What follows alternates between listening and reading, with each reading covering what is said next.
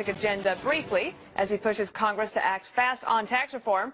The president assuring middle-class taxpayers earlier today there will be no change to your 401k. This has always been a great and popular tax break, and it stays. We have Fox team coverage, Mike Emanuel on Capitol Hill, but we begin with John Roberts at the White House. I think important today for the president to reassure people that rumors of tax changes of 401k plans is really important for him to put those to rest if he's not going to go for it. Yeah, because there are a lot of people, Dana, who are involved in making tax policy who say, look, the numbers just aren't adding up, and so we've got to get money where we can, and maybe one of the places we can get money is rather than letting people put $18,000 or soon $18,500 a year if you're over the age of 50, even more than that, into a 401k every year. Well, maybe we cap it at somewhere below $3,000.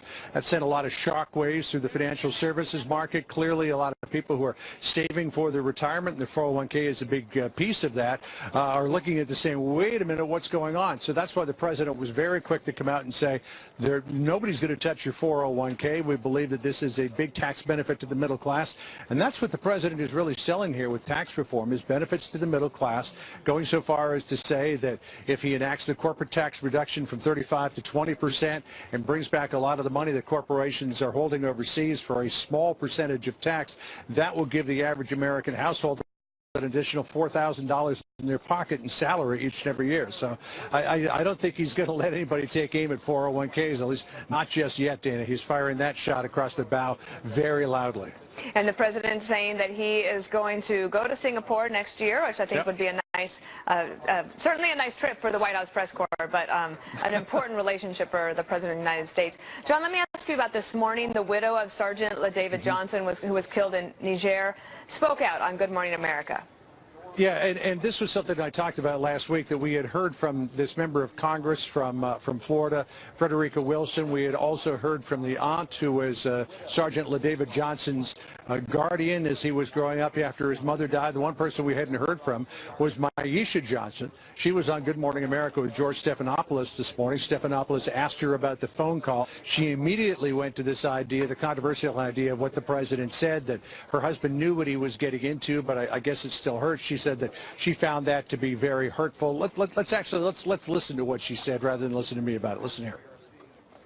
The president said that he knew what he signed up for, but it hurts anyways. And it made me cry because I was very angry at the tone of his voice and how he said it. Like he couldn't remember my husband's name. So Maisha Johnson's for the very first time weighing in, saying exactly the same thing that Johnson's aunt said, exactly the same thing that Florida Congresswoman Frederica Wilson said. The president answering back on Twitter, saying, quote, I had a very respectful conversation with the widow of Sergeant LaDavid Johnson and spoke his name from beginning without hesitation, exclamation point. So the president there on Twitter, gently in comparison to some of the other tweets that he sent out, disagreeing with what Johnson said about that condolence call. We've talked to people here at the White House. There doesn't seem to be any immediate plan for any further outreach to her, but it's just something, Dana, that I think that if this continues to gain any more traction, they would probably go back and revisit. No, we certainly share our condolences with her and hope that this can be put to rest. And let her grieve as she needs to. All right, John Roberts, it was good to see you this past week. So we look forward to having you again on the Daily Briefing. But meanwhile, on Capitol Hill, Congress is moving ahead with tax reform. So President Trump is urging lawmakers to get a bill on his desk by Thanksgiving, warning that Republicans could face trouble in the midterms if they fail to get this passed. Chief Congressional Correspondent Mike Emanuel is live on Capitol Hill. Mike, what are the next steps for Republicans? Well, Dana, there's a lot of pressure on House Republicans to accept a Senate-passed budget plan and then pass it later this week. A Republican source says House Speaker Paul Ryan told House lawmakers last night that essentially he wants to get tax reform done by the end of the calendar year. And so passing this Senate-passed budget later this week is the way to keep on track. Then lawmakers could quickly pivot to tax reform, which the Senate Majority Leader says will be a big legislative accomplishment in the very near future.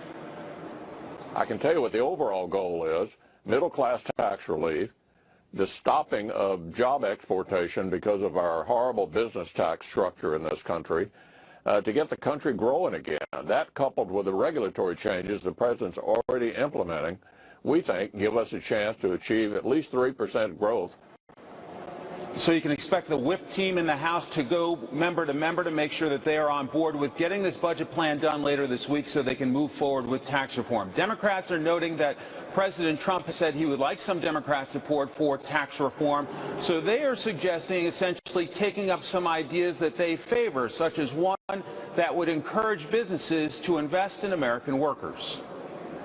So there's a fork in the road. The president either decides to work with Democrats on issues like I just talked about, the Patriot Corporation Act, which he said at that meeting that he likes, or he throws in with McConnell and the billionaires. And he's at a fork in the road. If he throws in with McConnell and the billionaires, Democrats don't support it.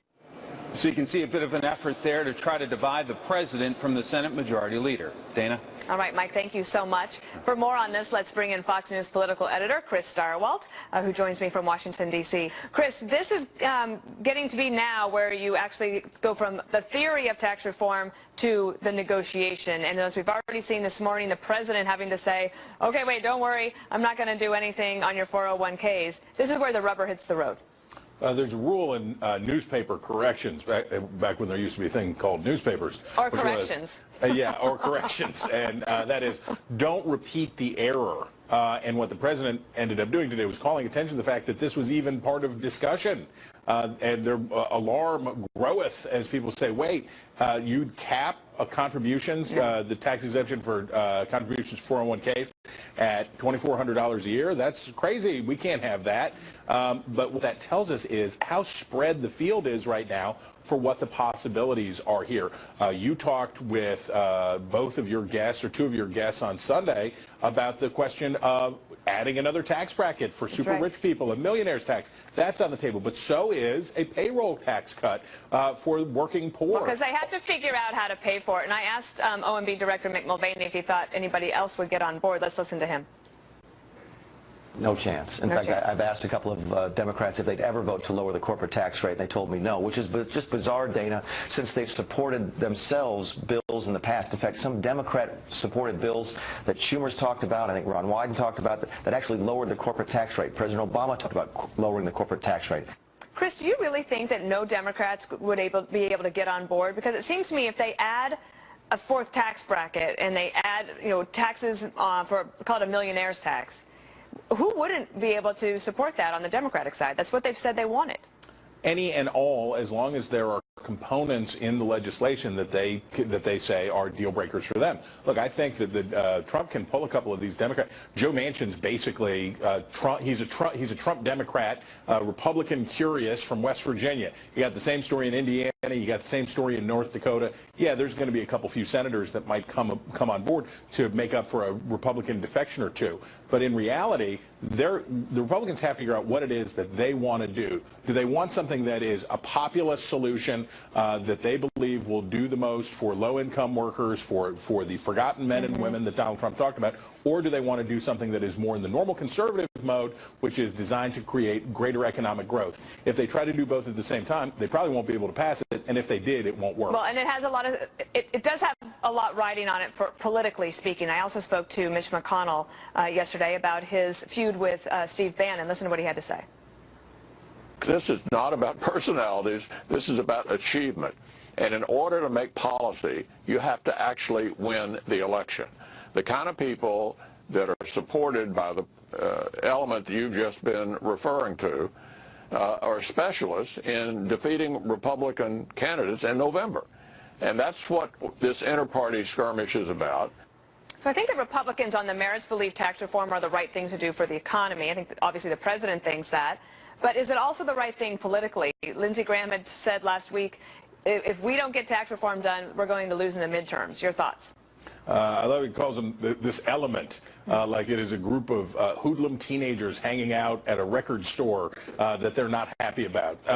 Look, I think the issue here more than anything else is that there's a ton of money to be had in raising funds for inter-party primary fights. It's just hugely lucrative for political consultants on every side. It makes a ton of money because you can excite all of this rage and anger, and the Republicans are going to go do this. Mitch McConnell, I'm sure, is right in the sense that it would be better if they didn't go through this, but it's pretty clear now that the Republicans are not done hating each other. There's a lot of money to be made for people like Bannon and others who are engaged in this conflict, and away they go.